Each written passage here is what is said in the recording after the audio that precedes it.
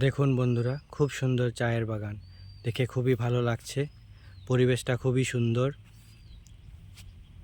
শান্ত, কোনো রৌদ্রের তাপ নেই, ছায়া, ঠান্ডা হাওয়া, খুবই ভালো লাগছে। এটা হচ্ছে আমাদের আসামের প্রাকৃতিক দৃশ্য, যেটা আসাম চায়ের জন্য প্রসিদ্ধ। এইগুলা হচ্ছে আমাদের আসামের চায়ের বাগান। এটা হচ্ছে আমাদের পাতিমারা বাগান।